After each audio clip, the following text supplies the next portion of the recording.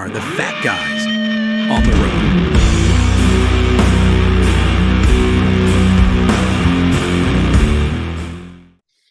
I'm on a personal vendetta against the Hateful Eight till the day I die. That was the last damn straw. I know.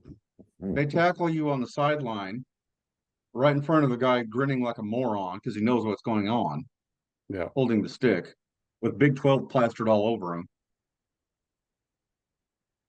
I've been looking, I saw that image a couple days ago and I've been looking for it ever since because every time I scroll through my Facebook, I see 4 or 5 of the one with Drake foot on the line and the OSU defender butt on the ground. And they're like, see, he's out of bounds. It's not PI. He got pulled out of bounds, you dipshits. So I've been looking for that image. So thank you. And others are like, oh, it was uncatchable. That's why the ball hit his hand. Yeah. The one hand that wasn't being dragged to the ground. No. The one thing I got to say after that, though, is Drake's got to run a better route. Well, maybe you don't throw it there. Throw it down the stupid field, like we've been saying all year. But throwing it sideways. Well, I mean, in a minute drill with no timeouts, I mean, funny when they played Texas and they did a minute drill, they were throwing it down the field. But they were Not also doing sideways, routes down the field. Yeah. Not 5 yards, down the field up to the sideline. It was 10 yards, 15 yards to the sideline down the field. Yeah. You notice it wasn't Baylor or Texas Tech. Well, it was last year, but it wasn't, it was the Big 8 teams that we lost to, or we were over by. Yeah. Big 12 against Kansas and OSU. Big 8. Yeah. Oh, Rangers won the World Series. Wyoming beat Colorado State. Kept the showed boot. up to work yesterday. We're sitting down at lunch and the Gold State beat the Grain State. The squares up there, the one on top is better. Yeah. I can't believe Air Force. So our softball in the football stadium video is almost done, and I got your field behind you in it. Is comparison to Fenway in the dimensions. Oh, yeah. Yeah. Sweet. And I put on there, I've got the field on there. It says Globe Life Field, and then I put World Champions.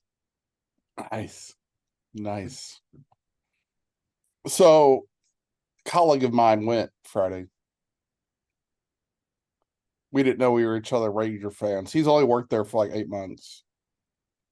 And so I get on our weekly call this week. He goes, oh, I appreciate your background, man. So you Ranger fan? He goes, yeah.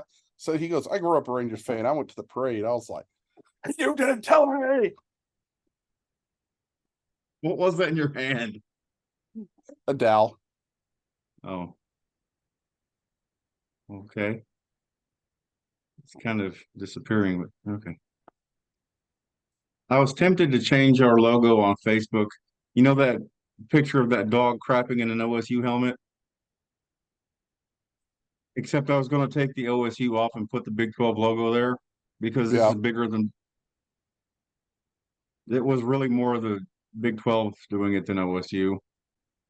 So one thing we haven't done the past few videos we've talked about is where the games are and what people should do.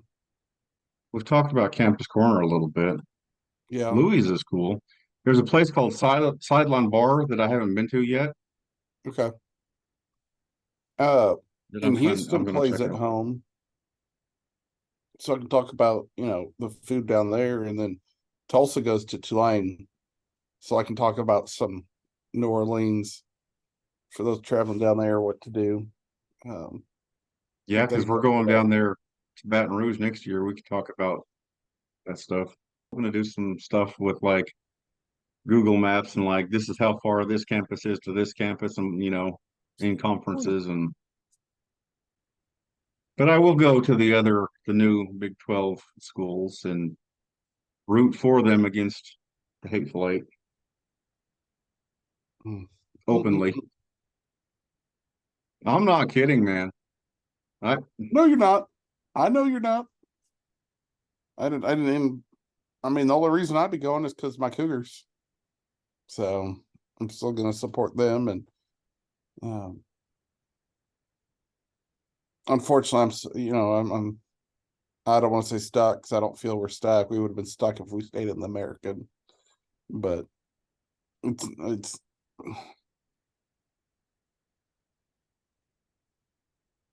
what's going to be intriguing is how that Houston Oklahoma State game is called next weekend. See, I am interested in how fair are they and who do they favor? Because we know they're not fair. Who do they favor in the Hateful Eight versus the new guys? Yep. And I think that's a prime example. Late season, Houston, I mean, we got to play Cincinnati this week at home on homecoming. So I think we win it. Manjack's coming back. We don't know if Matt Golden, who got injured, his foot got injured during this past game. If he plays, we're pretty well stocked back up on the offensive side going into the last 3 games of the season. And then we're playing Oklahoma State, possibly for our bowl season. Senior day. There's still I have a question for SEC fans. And this they'd have to remember because it's been like over a decade.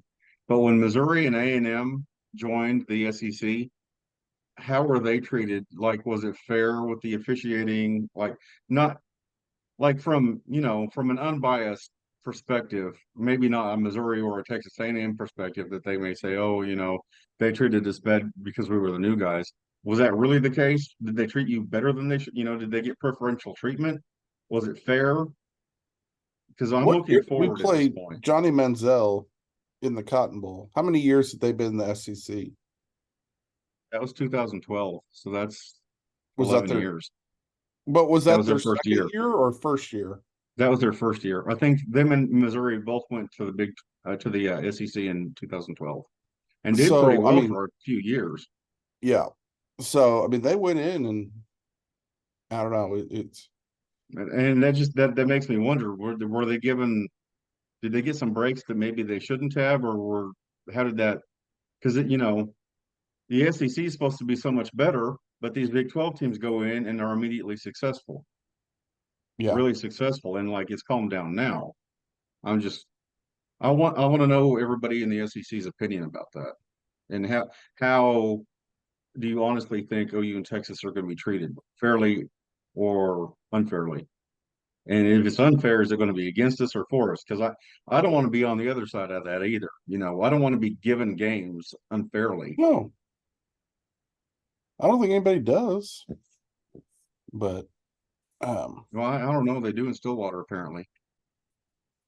since you brought that up about A&M, I just thought this was fascinating. Didn't Missouri win the West or I mean the East one of those years? They've One of their won first the years? East at least once. It was their early years, though, wasn't it? It was like their first or second year, which I found really surprising. Why is my Facebook? And this is the first time they've been good since then. Yeah, and they're having a daggum good year. But it's something to the fact of Jimbo Fisher and Kevin Sumlin.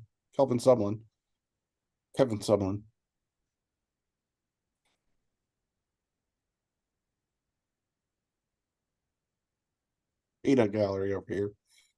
I didn't hear a word, just ignore. Kevin Sumlin have coached the same amount of games. Kevin Sumlin has 3 more wins than Jimbo Fisher did. But Jimbo has that natty at Florida State. That's the whole thing. He has a natty at Florida State, and you know what his buyout is right now? Yeah, like $40 trillion. $95 million. That's nuts. Why did they agree to that? Other than Aggie going to Aggie. I said what I said. Oh, I was like, are you kidding me? And of course, Sumlin I loved when he was at Houston, and I thought he would do good things at A&M, but Wayne and I were talking about this is, maybe coaches shouldn't leave Houston. They don't do as well as they do in Houston. Where did those two coaches go? Texas and A&M. Yeah. Maybe those places are the problem. No, maybe And Houston. Sark's doing fairly well for the time being. We'll see. Yeah. But I mean, even Mac at the end, maybe it's a Texas problem. It is. And I mean, the Texas thing is, it clearly is a culture problem, or was, whatever you want to say it. And I've been having some thoughts lately that maybe OU is starting to get in that boat other than the other programs that keep winning championships. So that really doesn't, that yeah. doesn't add up. But what happens when Nick Saban leaves? Oh, well, it's what happened when Wilkinson left or Bear Bryant or Mhm. Osborne or Switzer, I heard on the ref the other day, someone asked if nobody's going to be good enough. is Brent the next Gary Gibbs, next Chuck No. Fairbanks. So it's I'm going to give him a lot of leeway this year, what's going on with his family. I will say this, I think his coaches are letting him down. Well, and let me say this too, is I have been very disappointed in everybody below the top man. Gary Gibbs came in with less resources Mm-hmm. because of violations. I mean, I'm not talking his hands players, were I'm kind of talking about tied. scholarships and new rules and new era of college football overall because of what happened in Norman. But his job was to make everything squeaky clean, which he did. But then that wasn't good enough because he didn't win enough. Yep. So I mean, because this is Oklahoma, well, yes. Well, and then the flip side is Brent Venables came in and we're moving to the SEC. So who's he building a team for? What conference? That's true. And I mean, I go back and forth on the Jeff Lebby situation. I'm frustrated, just as every other fan, of you're running it up the middle 8, 10, 12, 15 yards. And then you take the guy out. And then you take put the guy in a out, freshman. Or you go, you send people wide, and you send people wide when it's the middle stops working. Right. If it ain't broke, don't fix it. So stop overthinking it. Yeah. I mean, even Venables came out and said, that pass play to Drake to end the game, that should not have been the call. And he took ownership of that and said, at the end of the day, I don't make the offensive calls, but I'm the head coach and I can override. And there were some questions on on the ref, but talking about Jeff Lebby, it's people are asking, while Dillon Gabriel is a Jeff Lebby quarterback, he's a UCF Jeff Lebby quarterback. And they're saying some people are saying they would like to see him at least have a year with Jackson Arnold. And that's reasonable. I mean, he had 2/3 of a season with Dillon last year and no defense. I mean, that was the other question on the radio today. I mean, or maybe it was yesterday, Teddy Lehman was saying it, of the defense is vastly improved this year. Oh yeah. Even these past 2 games. Hurt. The problem now is half of them are hurt. Well, yeah, and that's going to happen. I mean, unfortunately, some years are worse than others, and this is a bad one. This is a bad one, and we don't still have. I mean, we're building depth. The depth just isn't fully there yet. Kip Lewis played well. what you're missing is the leadership that Stutzman provides out there of knowing everyone's position and where they're supposed to be at. And it's I mean, I think Ted Roof has this on the right track. Him and BV are coaching well. The offensive line makes me struggle. I mean, it's just What the heck? some plays, like at the beginning of the game, Sawchuk's first run for a touchdown. It was a freaking Mack truck. I mean, it was like Dallas Cowboy offensive line with Emmett Smith as a running back. When it should be. These guys are 4 and 5 stars, Yeah. right? Yeah. And Tallys Beaton Walker Bowe first has carry won a Joe touchdown. Moore Award before, so Mhm. we should be dominating everybody with our offensive line. It makes no Yeah. sense. And so, I mean, makes me wonder about Beaton Bowe. I'm starting to wonder that him and Levy don't mesh. Yeah. Because you know that Tolly Walker touchdown, that was from the old playbook, the GT counter. It was Yeah. perfect. Yeah. Well, that's not a Levy thing. No. I'm not sure that those two really jive, you know? I'm not Well, sure. normally you don't, to be fair to Levy, usually as an offensive coordinator, you don't have a more experienced offensive line coach. But he's not, I think he's not experienced in his offense. That's the thing. There's like Well, this, they don't get each other, no. you know? And the other thing I read today is this is his second year as a play caller. Other thing to remember about Levy is at UCF, Heupel called the plays. You think Lane Kiffin doesn't call the plays at Ole Miss? And that's what people have started to say is, maybe it wasn't Levy that was so good at Ole Miss, it was Kiffin. Yeah. And Levy's great at what he does. He's been successful, but just maybe not the play calling yet. And so do you give him one more year under his player he recruited and say, go for it? I mean, the problem is you need a play caller as an offensive coordinator to know you. Brent Venables is not going to be your play caller. Just like Bob Stoops defense for one thing. Well, that's what I'm saying. Like, I mean, it's just like Bob Stoops. You need a guy out there that. Unfortunately, I think we're in an era of college football that no one's doing innovative stuff anymore right now.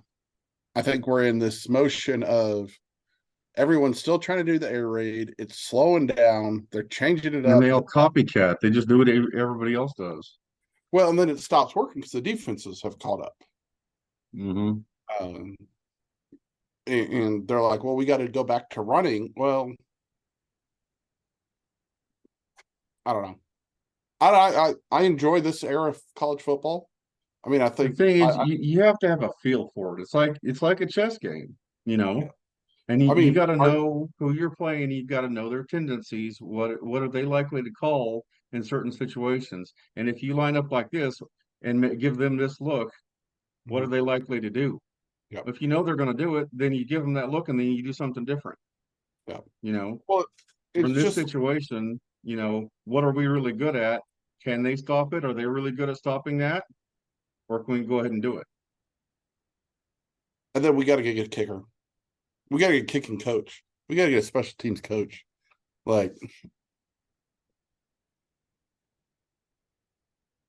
and Venables admitted to that, but at the same time, he's saying out there, well, he's kicking 75%, which is what the average kicker in America is doing. And, then you're not getting the point of being at the University of Oklahoma.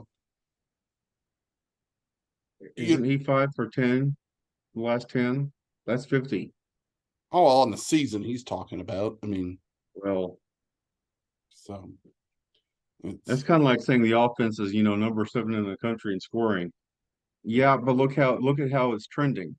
Yeah. When you were playing the non-conference, when the competition wasn't as stiff and they weren't as familiar with you, yeah, you were destroying them. Yeah. But now that you're playing people with better talent, with the coaching staff that knows what you do, yeah, it's just gone down and down and down. And And Venables was the first to say, at some point too, the players got to execute. That's true. It's there's no doubt that these players have the best coaches in America. You got to catch those balls. Jalil Farouk. You got to make the tackle. You got to make the tackle. You know? got to catch the ball. I mean, it's You got to do the right thing in coverage and not look like you're lost at week 10 of the season. Defense, you got to start forcing again. Offense, clean it up. Yeah. I mean, I'm I sorry. don't understand the offensive line. I don't. 2 missteps by the center. What are you doing? Like, dude, 5th-year senior, man. And I understand he was really upset and, inconsolable, I guess is what Gabe said, but I don't know what to tell you, dude. Mm-hmm. We Get out there and practice. I mean, and just where's the poise? Don't be so overcome with emotion that you don't focus on what you're doing. Like I always told my niece when she was pitching, relax and focus. Yeah. Because freaking out that play, forget about that does play. Never in anything good. And I'm not telling the center he can't have a missed snap, but you can't have 2. And the timing of it, like the quarterback and the center not being on the same page and when it's supposed to be snapped exactly, the timing. How does that happen in week 10? One drive happened after turnover. The other half happened after the defense was on the field for a 97-yard. Yeah. Help And I'm complimentary. not necessarily saying that's Rame's fault any more than it is Gabriel's. Maybe it's 50-50. Either guys, how does that happen in week 10?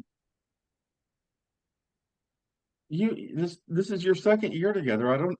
In the same offense, I don't understand how that happens. Yeah, and I mean, if you're the running back too and you get the ball accidentally, don't try to pitch it. I think that was what the play was called. That's what Teddy said. He thinks that was the timing of the snap and where it snapped to wasn't great, which threw the whole thing off. And he was just doing what the play called for, which when it went, sideways from the get-go, he should have just done something else. You should hold it and run. Yeah, either that or if you can't run, get down. Yeah. A 3-yard loss is not as bad as turning the ball over. So what else you got from the game? Anything, other thoughts? I know that I sound like I'm whining about the refs more than most people. And they're like, well, you shouldn't have been that close. You should have played better. It's bedlam, dude. Yeah. It's called that for a reason. Yeah. Things are going to happen. Yeah. And like the Kansas game, no, they could have played better. That's not an excuse for what's going on with these refs.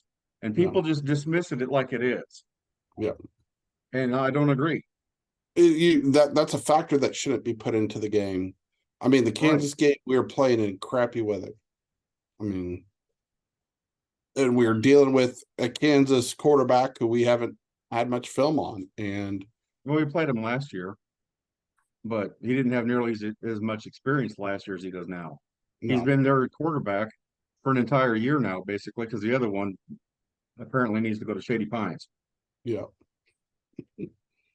But I mean, you as a top 5 program in the nation, top 10 program in the nation, adversity is always going to be there week in and week out, whether it's the weather, whether it's the officials, whether it's this or whether it's that. And I mean, I'm wondering how much human nature and just psychology is starting to play into the mistakes, because they go out there and they kill themselves and they give 110%. They know they're getting screwed over. Yeah. At some point, that's going to creep into your psyche, and bad things are going to happen. Yeah. Well, these are, 20-year-old young adults. So, yeah. But like if I was playing and I saw the other team's coach just go ballistic and not get a flag. And my coach simply walks over to the ref and says Mhm. something, and that's 15 yards. Yeah. I'm like, this is crap. Yeah. And every time I get held and it's not called, or one of Yeah. my teammates gets, something, a pass interference, defensive holding against it, and it's frustrating. They're frustrated. I know they are. Yep. And they have to watch what they say, and the coaching staff too. I mean, I know this is going on because the whole thing with the Big 12 and OU and us leaving, you've got attorneys involved. So it's Yep. kind of like, watch what you say. I get that. I don't have to. And I'm No. going to call a spade a spade. And I went on a tirade about Brett Yarmark after the Houston Texas game, and I'm going to go on one Right. today of just, I mean, that's more an anomaly to me that Houston got called wrong. I mean, and that's, I got a couple of Houston friends are like, well, how do you rant about what's going on to OU in Texas yet that? And I'm like, well, that's just the stupidity of the Big 12 refs that we've been putting up with for 25 years. That wasn't them trying to screw anybody. That was just them being crappy at their job. Yeah. That's the Yeah. difference. When they do it to Texas and OU, they're doing it on purpose. Exactly. Like that picture. I'm going to put that picture on here when I edit this, Yeah. and I'm going to circle the guy's face. Yeah. Don't tell me they don't know what's going on. Don't tell me this isn't being on purpose. Yep. So I don't, I mean, even, yeah. I mean, I don't want to harp on it too much because I love college football and there's great football being played, and that's, But look at the precedent they're setting here. I know. If there's not going to be held, if they're not going to be held accountable, this is the way it's going to be. No, I agree, but I can't hold them accountable. I mean, I can on here. They're ruining the game. And they know how we feel. But I mean, OU's got to get this out of their mind, unfortunately, and hopefully they do by now. But when it It's keeps Tuesday happening, how night. do you do that? Coaching. Just ignore it. You That's hard to just do. got to play your game. Okay, how do we do it so that we're not in a position for that to be able to happen? Then they'll And do something else. yeah, but I don't know. I don't know. We got games coming up though this weekend. I mean, that's the big thing is, again, the guys got to figure out a way.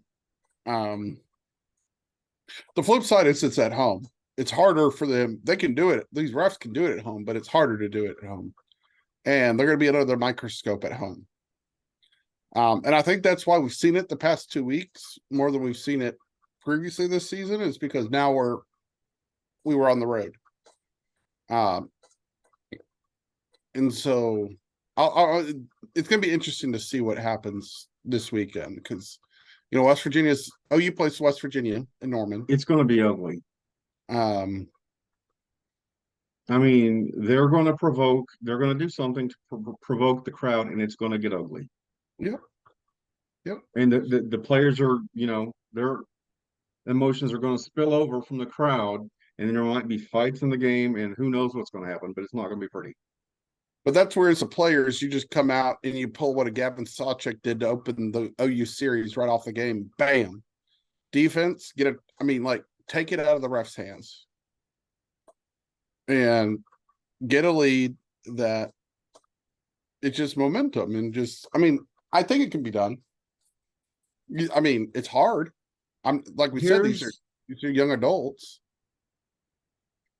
Here's what I would do like team seniors, lead this team.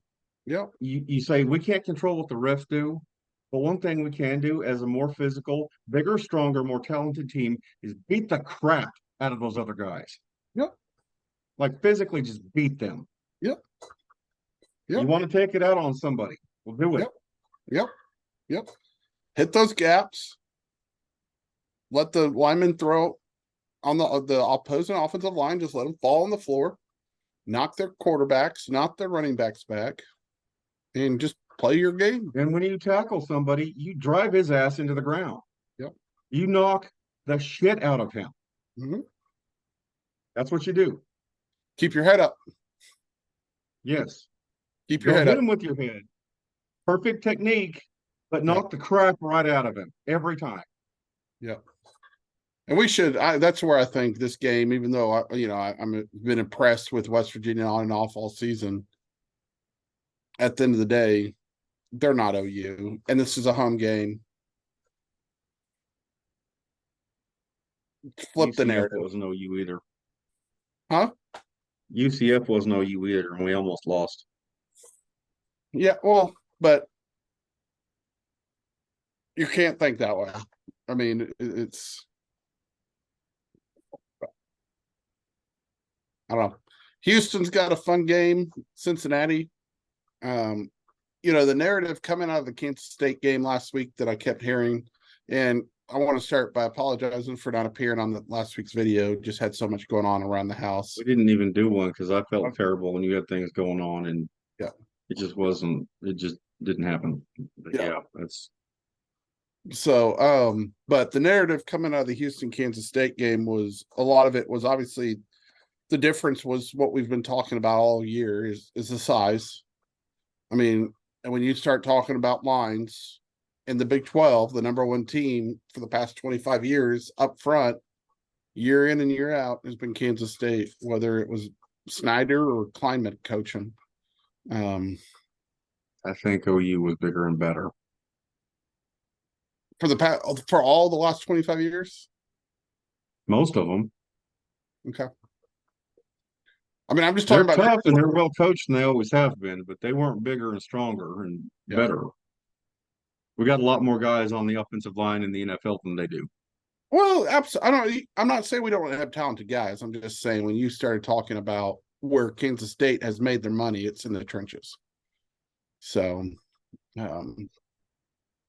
and you, and the other narrative I've heard is, for these guys wearing the Houston hats, Kansas State hasn't been a story for them in their lives.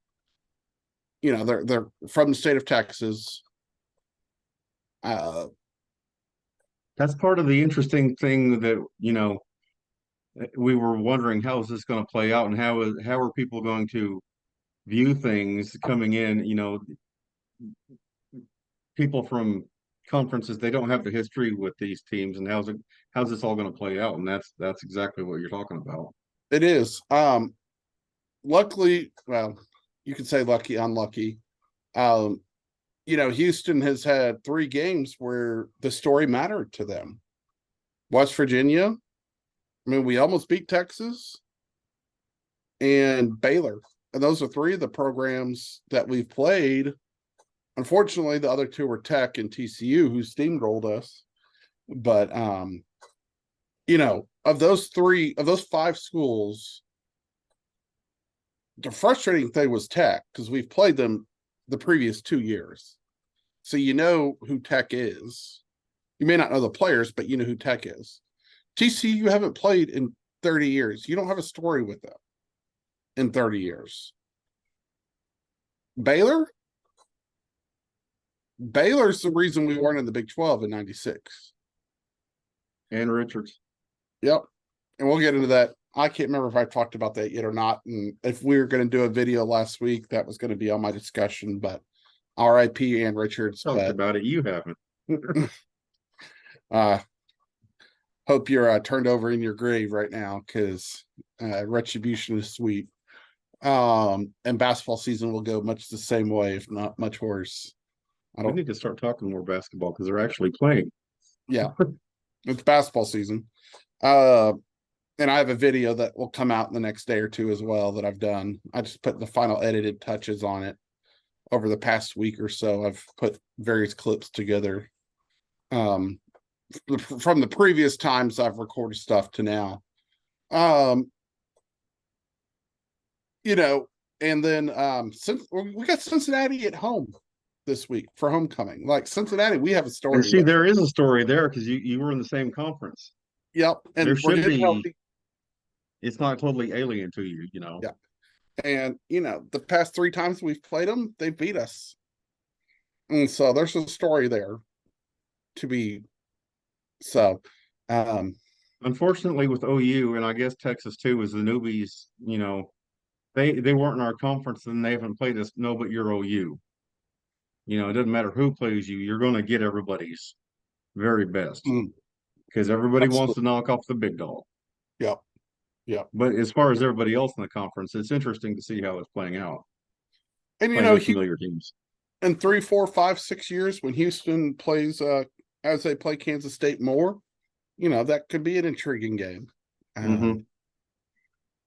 So we'll just have to see. Tulsa goes and plays at Tulane. Don't have a shot. We're up 17-0 against Charlotte at homecoming at home this week and blew it. It's year one. So everybody remembers year one. So unfortunately a loss this week knocks us out of the bowl game for this year. But again, like you said, year one. So a lot of players left. So Yeah. and Tulane's just getting better week in and week out. That Pratt kid just every year just gets How a little about that better. coaching staff, man? Those guys Yeah. killing it. Willie Fritz. Yeah. Very so, but one of the things we haven't talked much about is what to do in these towns. In Norman, obviously, we've highlighted quite a bit in our series what to do in Norman as we've had various home games, talked about the Mott, talked about Campus Corner. Paul and I were briefly discussing it before The this last video. one I showed the Lloyd Noble parking and Yeah, how everybody you can park down there and pay $5 to get on the shuttle, and it takes you a couple blocks from the stadium, and for the and it'll S, take you right back and easy in, easy out. Yep, and then Sooner Village for when we join the SEC.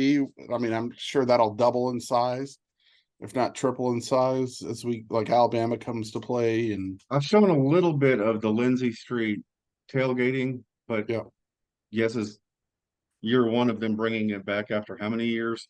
yeah. So yeah, next year I expect Lindsay Street tailgating to be And pretty impressive. if you don't know what Sooner Village is, you write the word together and you capitalize the R in Sooner and the V in Village, and it's the RV park. And so it's just a little fun little play on words they do. Obviously, SEC, you get everyone driving their RVs. Of course, we're going to be we're the furthest drive for most schools. So That'd be but fun to do. yeah, We like rent an RV and drive to like is it Columbia or Columbus? Columbia, isn't it? Columbia, Missouri? Missouri. Or like Fayetteville, Mhm. those Yeah, aren't too far. no. Um, and Tulsa goes plays at Tulane in New Orleans. So I know a few people who are going down, and New Orleans is one of my favorite American cities to visit. And not just Jumbos to and the nightlife, jambalaya. but I mean, you're talking about the food, you're talking about the culture, you're talking about the art, you're talking about the architecture, the history, Music. just the music, the catastrophes that have happened there over the years, and how the city just continues to revitalize and rebuild itself. Um, it's I can't tell you one place to go eat because I'd be doing injustices to the other. I mean, There's so obviously many, yeah. you got to stop and get yourself some beignets at Cafe Du Monde. You go get yourself some bread pudding at Brennan's. Make sure to get some jambalaya or I gumbo. think that restaurant we ate at was on Decatur Street. That's all I remember. I don't remember the name of it, but the jambalaya was amazing. Yeah. So, and that's some of the best stuff is don't know where to go eat and just walk up and down the street and pick a place on a corner or on a strip somewhere and eat. Don't eat at any of the chains. I mean, if you need to go to Bubba Gump to check it off, go to Bubba Gump if you need to, but you're doing yourself an injustice. And, Yeah, it's okay, but it's not authentic really. It's not the real deal, you yeah, know. It's too corporate.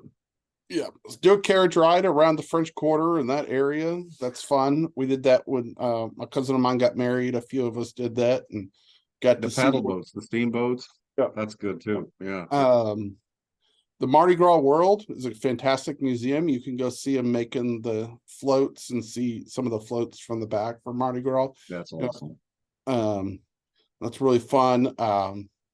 Sunday morning, You watch the cruise ships sail out, maybe even Saturday morning or Saturday evening, Sunday evening. Fun to see them sail down the Mississippi. Yeah. Let's Sunday morning go get brunch at a jazz brunch place. So we'll course, we'll be going to Baton Rouge next year. So yeah, kind of the same deal. I mean, it's not New Orleans, but the culture there and the food and everything, it's going to be awesome. And so we've got some people that are going to show us around. And he said, just come go with us. We'll take you to all the best places. So I'm excited about that. yep, And yep, all the places in the SEC that we're going to go, yep, all that stuff that we're going to discover, yep, and hopefully we can help them discover these things about Norman too yep, and about Oklahoma. So when they yep. come here, Because whether you're they can have a coming, great time. I guess Tulsa, only Missouri fans probably will come through Tulsa. Maybe Arkansas too. Arkansas should as well. Of course, Arkansas fans probably know Tulsa well because we're the closest major city to them. Mhm. But if you're coming in, do not think twice about, do you take an extra day to come through Tulsa? The answer is yes. We're an hour and a half, 2-hour drive from Oklahoma City to Norman. Yeah. So much to see in Tulsa. You really should take an extra day. And I've been thinking about that as far as the whole state, because you got new people coming in from every direction with the new Big 12 teams too. Yep. And so like there's cool stuff all over the state. You take an extra day, depending on where you're coming from, that you can go see stuff like Alabaster Caverns, Yep. Yep. the Salt Plains, And if you're coming all in kinds with of your stuff. wife, come into Tulsa on Friday, do the Tulsa stuff. And if the game's at night on a Saturday night, get up early and drive to Pawhuska. A little detour through Pawhuska and check out the Pioneer Woman's hometown and her homestead and all that. The Drummond, It's really beautiful up there too. Just the the Drummond Range, landscape and everything. and then just head down It's to a really Norman, pretty part start your of the tailgate. state. So Yeah, absolutely. we'd love to have you. And if I'm in town, hook me up, or not hook me up, but hit me up and I'll hook you up. Yeah. Take you to some great places, fun places to check out. It's a great town, but like if you're coming to Stillwater, stay in Tulsa. You're Yeah. not flying to Stillwater, so fly to Yeah. Tulsa. Stay here. It's not far from Stillwater, and you'll be doing yourself a favor to stay in Tulsa. And there's just a lot more to see and do. Yeah, it's about an hour 15, hour 20 drive. So not far at Not all, like bad. you said. And in fact, Pawhuska is on the way. Well, sort of. It's a little bit. It's a little bit north of that, but yeah, it's not too far out of the way. No. But we'll do, especially we get into spring and summertime as the festivals start cranking up and the weather starts warming up and sports starts dwindling down. We'll shift a lot of our videos to more about what's going on. And then doing some videos about what games to come see in the state, and if your town's And coming hopefully in. we can get a lot of softball in the spring and maybe some baseball, Yeah. Yeah, absolutely. And of course, being a Houston Cougar fan, we'll at least be talking about basketball season till the first weekend of March or April. We'll talk some Sooner basketball. Yeah. So they looked good last night. All the teams did, so I was happy to see that. So Paul, anything national games you're looking for? I got one I'm waiting for. What is it? Tennessee at Missouri looks interesting. Yeah. How's Missouri going to respond? And that's at Missouri, so Mm-hmm. I would probably swing towards picking Missouri in that, but Tennessee's pretty good, so that's interesting. You know the line? You know what the line is at? Not, Tennessee's favored by 1. yeah, I think if I was going to bet on that, I'd probably take Missouri. Flip a coin. Out west, the game of the week for me is Washington, Utah. That likes the West Coast game. I don't know what the late night out there. USC Oregon, that's not a game. You get an old but goodie. Unfortunately, one of these teams on the East Coast isn't as good as they used to be, but the Gators head to the swamp. or The to Gators are in the swamp. sorry, the Bayou swamp. Oh, okay. The So other swamp. the other Yes. swamp, Florida LSU. Okay. Mhm. Which 10 years ago was the game. So Think we're gonna get any people throwing shoes? Whew. I hope so. That was amazing. So That was but entertaining. the Roosters crowing this morning. Luckily, not for our Sooners or for our Cougars, but No, calling. because you know why? Because it's November. Did I say this was going to happen? When it's hot, they cook us. 11 o'clock. As soon as it turns cold, nope, you're not kicking off till the sun goes down or Yep. close to it. Yep. We're going to freeze you. Um, Fortunately, it's not going to be that cold. So but there's also, our game's on Fox at that night. So in the morning, they got the Rooster game, Michigan, Penn State, Michigan at Penn State. there's a place I'd like to see a game. Oh, Penn State, absolutely. both of those places actually. We needed to do a video about our bucket list stadiums. Yeah. You know, I agree. I agree. yeah, So that'd be a good one. Big 12 doesn't, I mean, every game matters now, but there's not one that Big 12 game I'm like, oh, I have to watch outside of the OU and Houston game. As we've talked about, we really both don't give much rats. I'm so over it. I can't see straight. Um, but definitely check out those places. I mean, if you're going to New Orleans, of course, it's a few days before now. I always say take a few extra days, take 2 or 3 days to check out New Orleans and do Oh, some yeah. fishing.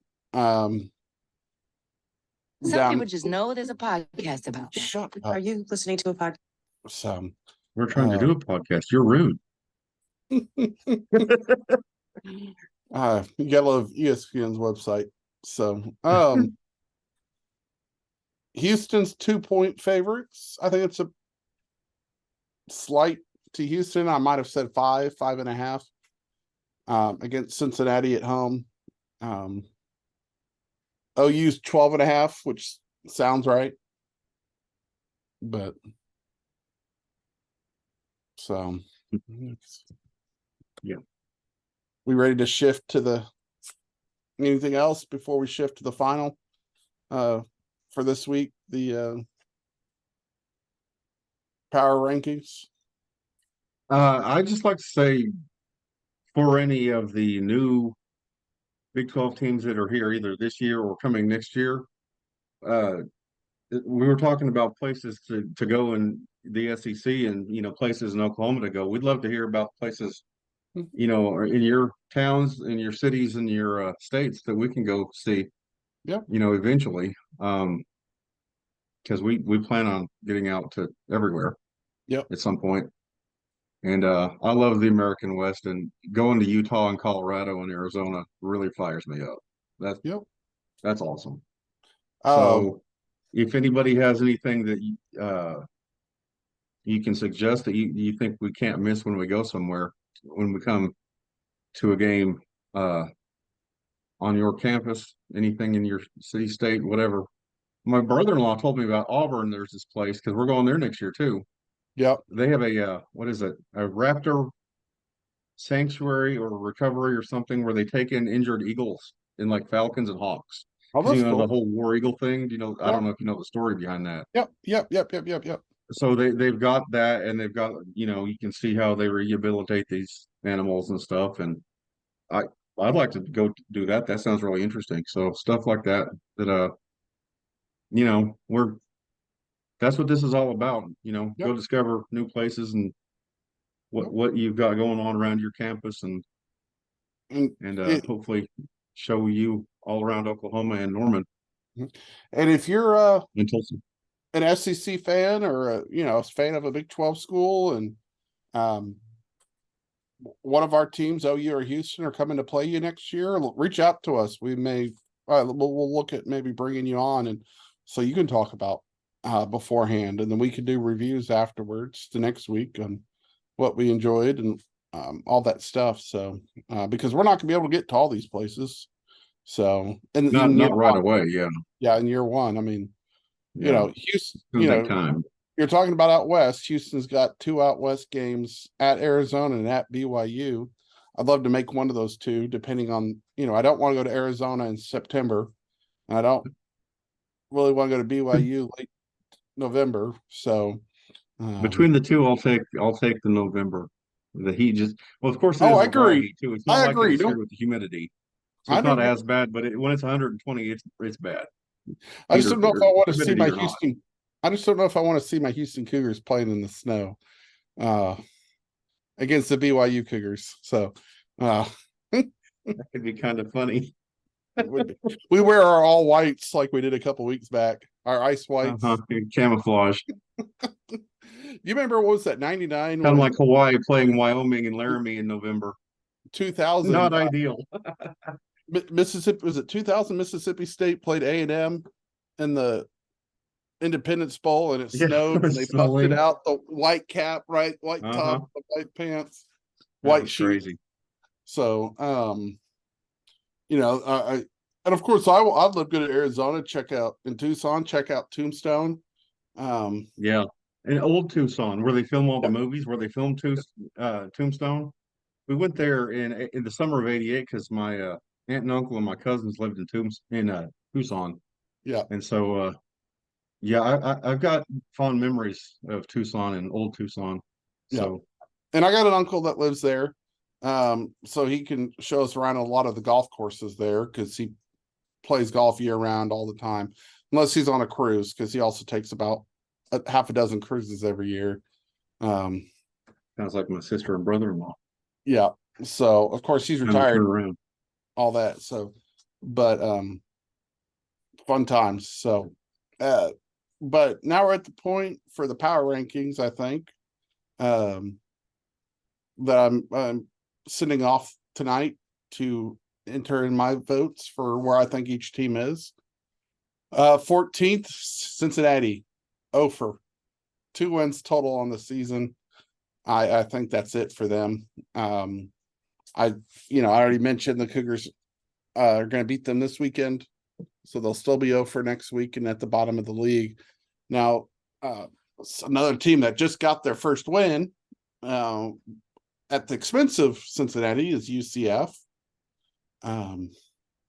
Sitting down there at the bottom as well, 13. 12 is BYU. They could be ranked a little bit higher. I don't know. We'll see. 11th is Baylor, at the bottom of the Hateful Eight. I wish all 8 were at the bottom, but they're not. And it is what it is. 10th, coming off a nice win in overtime on the road against Baylor's Houston Cougars. Again, they're back to slowly creeping up. They're 2 wins away from a bowl game with 3 games left. 9 is Texas Tech. You think they're playing well, and then they don't. And then you think they're playing well, and then they don't. 8th is TCU, who's just meh. They probably could be below Tech in a lot of people's eyes, but they're not. In my power ranking. 7th is West Virginia. I think we'll know more Saturday. I think we'll see really who they are. 6th is Iowa State. Playing well, but I don't know. They got a tough schedule coming up too. I've dropped OU to 5th.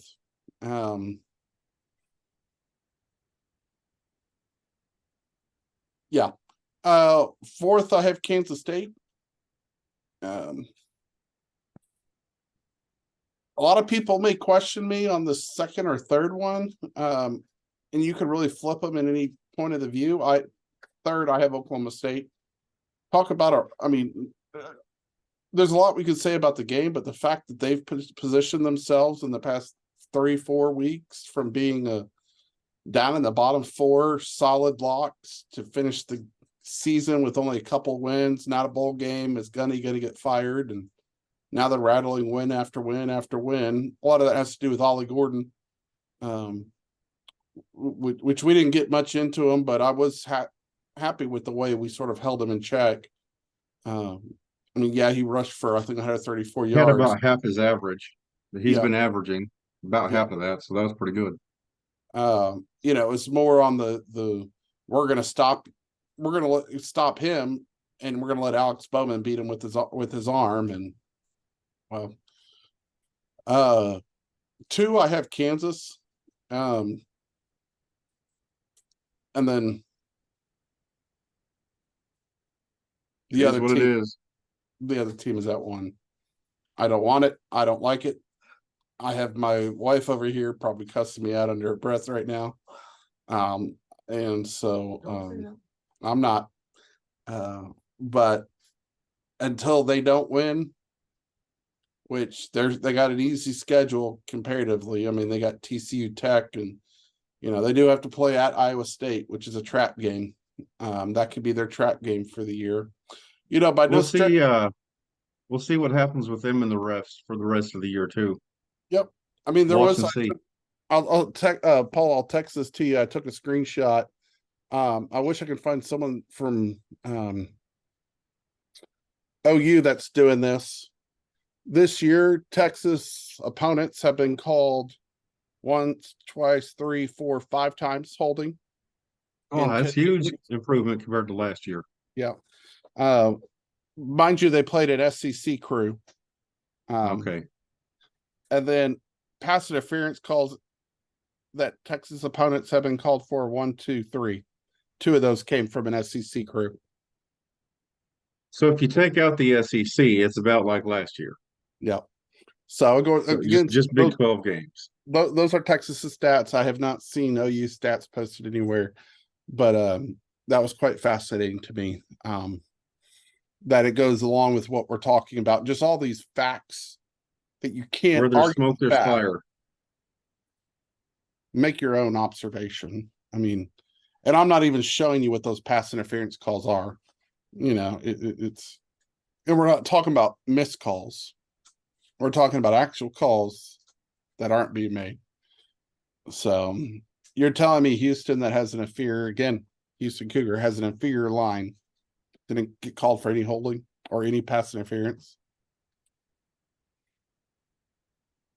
And see, that's just it. I'm not just mad about this because I'm an OU fan. Mhm. I'm mad about this because I'm a football fan. Mhm. And right is right and wrong is wrong. And for the past 25 years, big time Big 12 fans. Yeah. So it's just, it's sad. It's sad. My recommendation for any schools looking to leave a conference, leave. Find what it takes and leave. Move on. I think someone said it best this morning. Thank you, A&M, for blowing the whistle before it was time. Nebraska. Well, no, what I'm talking about is the A&M blowing the whistle about OU and Texas having these discussions with the SEC. Oh, yeah, absolutely. Thank you. Yeah. Thank you for speeding up the process. Yeah. Yet it's taken 3 years from the time it's announced to the time we're members. So, but we'll get there. We're less than a year away now. It's basketball season. In the coming weeks, we'll start talking more and more about basketball. I mean, we had James Madison upset Michigan State last night. Tom Izzo's nephew is assistant coach at James Madison. So fun little story down there. Thanksgiving's gonna be fun at the Izzo house.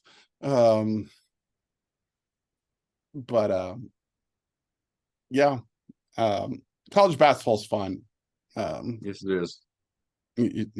It'll just get better and better. There's gonna be some great games over the next couple of weeks.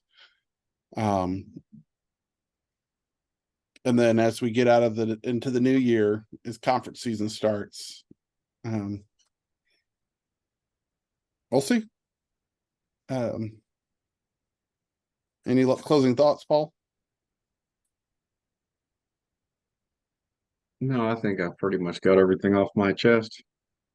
I don't know how much of it I will edit out, but I needed to get it off my chest. So there I it is. understand. I wanted to start the video though talking about something exciting, so we're going to end it with something exciting. We're talking about the 2023 World Series champions, Texas Rangers. I'm probably going to do a video on it because they're all it meant to me, and I reconnected with so many different friends that I haven't talked to in many years because That's a good idea. You should. Baseball transcends sports in many ways, especially for those of us that are our age and older. It's about family. It's about friends. It's about, your summer afternoons at the ballpark with your dad. And as a Rangers fans, that's all we had in the 80s and 90s is an afternoon with your dad, because there was no baseball to watch, because it was pretty dreadful until the late 90s. But you just loved it. You just loved the atmosphere. You had Nolan Ryan, man. Well, we did for the early 90s, Yeah. but he only pitched once every 5 days, and so but it's the culmination of all that. Lots of memories, lots of emotions came up with it. And I mean, I sat there that night for probably 2 hours afterwards. Just my mind just kept thinking about all these people that I've interacted with my life at games, going out there to the old Arlington Stadium, to the old ballpark in Arlington. That's awesome. You know, People say, why do you take it so seriously? It's just a game about baseball or basketball or football. That's why. It's more than a game, Yeah. You got all these awesome memories, family and friends at the ballpark. Just like OU football, how long we've been doing this, and how many family and friends for we me. moved. So We moved Yeah, to Dallas in '90 when I was 10, but before that, baseball was big. I mean, anytime. I mean, I grew up before I was 10 in Houston, Virginia, and Connecticut. Well, Virginia only for a few weeks. But we went to games when we traveled out to Houston to see families. We were going to Astros games at the old Astrodome, and when we lived in Connecticut, most of the that's time. the only time I've ever seen a major league game was in the Astrodome. They played the Dodgers.